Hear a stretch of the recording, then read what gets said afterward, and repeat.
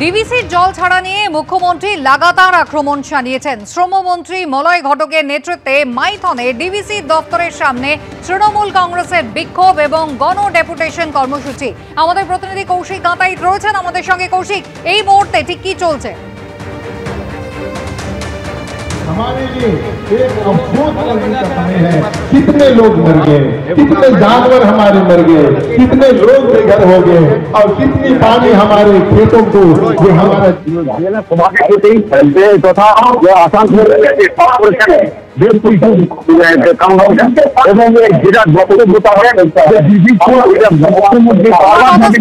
শোনা যাচ্ছে না কৌশিক, তোমার সঙ্গে আবারও যোগাযোগ করার চেষ্টা করব। আপনারা জানেন যে ঠিক পুজোর আগে যেভাবে দক্ষিণবঙ্গ ভেসেছিল, মমতা বন্দ্যোপাধ্যায় ডিভিসির দিকে অভিযোগের আঙুল তুলেছিলেন। ডিভিসি জল ছাড়ছে মাইথন পাঞ্চের দুর্গাপুর ব্যারেজ থেকে এবং সেই কারণে বানভাসী হয়ে যাচ্ছে বঙ্গ।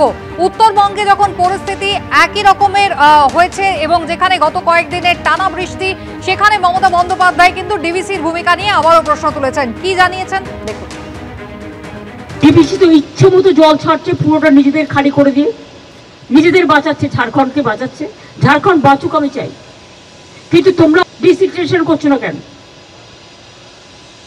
আজকে 20 বছর ধরে বলতে বলতে বুক ব্যথা হয়ে গেছে। মাইথন, ডিভিসি, পাঞ্চেত কোনো জল ভরবার ক্যাপাসিটি নেই।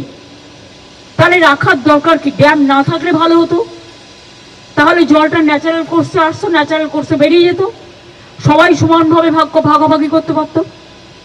টোটাল আমরা ফেস করছি, দক্ষিণবঙ্গ ফেস করছে ডিভিসি, পাঞ্চেত, মাইথন, দুর্গাপুর ব্যারেজ দিয়ে জলটা ছেড়ে দিচ্ছে এবং আমাদের ব্রিজ থেকে শুরু করে সবকিছু ওই জলের ফোর্সে উড়িয়ে নিয়ে চলে যাচ্ছে। ভ্রমণপ্রিয় বাঙালির অত্যন্ত পছন্দের উত্তরবঙ্গ, যার মধ্যে অবশ্যই জলদাপাড়া অভয়ারণ্য। এই মুহূর্তে একেবারে লণ্ডভণ্ড হয়ে রয়েছে গোটা অভয়ারণ্যের পরিস্থিতি। হলং নদীর জল কিন্তু বেড়ে গিয়েছে ভয়ঙ্করভাবে। সরাসরি আমাদের প্রতিনিধি সন্দীপ সরকার রয়েছেন আমাদের সঙ্গে। সন্দীপ, দেখো, এই যেখানে আমি দাঁড়িয়ে রয়েছি এটাই হচ্ছে হলং নদী। এই হলং নদী একেবারে জলদাপাড়া যে অভয়ারণ্য রয়েছে, জলদাপাড়া অভয়ারণ্যের ধার ঘেঁষে বয়ে যাচ্ছে। এই হলং নদীর ওপরে যে ব্রিজ রয়েছে, যে ব্রিজটা একেবারে সরাসরি জলদাপাড়া ট্যুরিস্ট লজ যেটা রয়েছে, অর্থাৎ পর্যটন দপ্তরের যে ট্যুরিস্ট লজ, সেই ট্যুরিস্ট লজে যাওয়ার যে রাস্তাটা একটা কাঠের সাঁকো ছিল, সেই কাঠের সাঁকোকে একেবারে ভাসিয়ে নিয়ে গিয়েছে। তুমি দেখতে পাবে যে কাঠের সাঁকো এই মুহূর্তে আর নেই। জলদাপাড়া ট্যুরিস্ট লজ সোজাসুজি সেই ট্যুরিস্ট লজে যাওয়ার যে কাঠের সাঁকো, সে জলের তোরে ভেসে গেছে। এটা যেমন ভেঙেছে, তার পাশাপাশি এই হলং নদী জঙ্গলের মাঝ বরাবর যখন যাচ্ছে, হলং বাংলো যেটা কয়েক মাস আগে পুড়ে গিয়েছিল, সেই হলং বাংলোর কাছে আরেকটি সেতু রয়েছে হলং নদীর ওপর, সেই সেতুও কিন্তু ক্ষতিগ্রস্ত হয়েছে, সেই সেতুও কিন্তু ভেঙে গিয়েছে।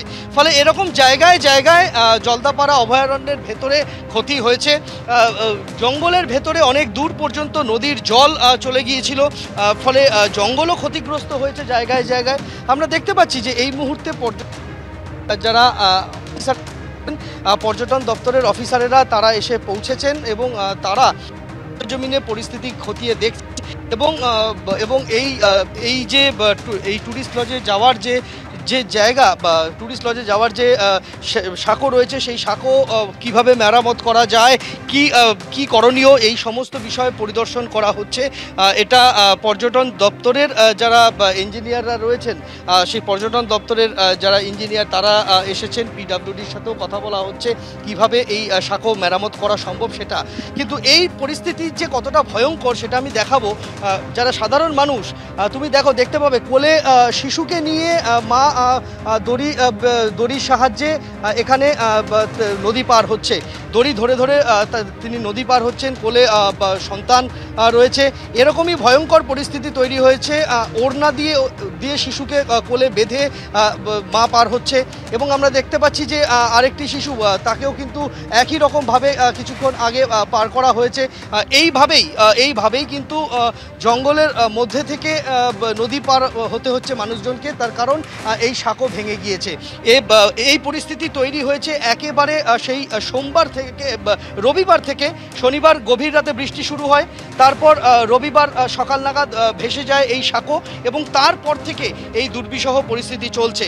আজকে জল কিছুটা কম রয়েছে, কিন্তু জলের এখনও যা স্রোত, সেই স্রোতকে কিন্তু পার হতে গেলে কোনো একটা অবলম্বন ছাড়া পার হওয়া যাচ্ছে না। তাই এইভাবে কিন্তু স্থানীয় মানুষরাই দুটি গাছের গুড়ির সাথে এরকম দড়ি বেঁধে নিয়েছেন এবং সেই দড়ি বেঁধে তারা পারাপার করছেন। অন্যদিকে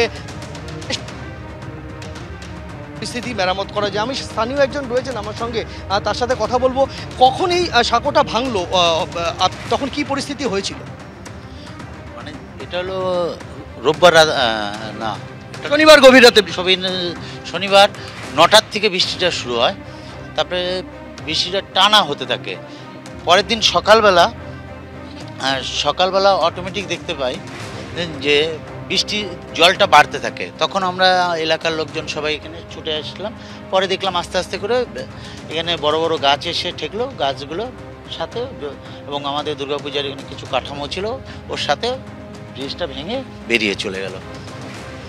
তারপরে জল তখন কতটা, একটু যদি বোঝান, এখানে যদি বোঝান যে কতটা জল উঠেছিল? জলদাপাড়া টুরিস্ট লজের ভেতরের বেসমেন্টটা টোটালটাই জলের তলে চলে যায়, নিচেরটা। আমরা বুঝতে পারছো যে জলদাপাড়া টুরিস্ট লজ কোন উচ্চতায় রয়েছে, নদী এখন কোন উচ্চতায় কোন জায়গায় বইছে এবং জল কতটা উঠেছিল। স্বাভাবিকভাবেই বোঝা যাচ্ছে যে কতটা ভয়াবহ ছিল সেই সময়কার পরিস্থিতি। পরিস্থিতি এখন নিয়ন্ত্রণে, তবে সেই সাঁকো ভেঙে যাওয়ায় কিন্তু যথেষ্ট সমস্যার মধ্যে পড়তে হচ্ছে সাধারণ মানুষকে, যারা বিভিন্ন প্রয়োজনে জলদাপাড়া টুরিস্ট লজে যান।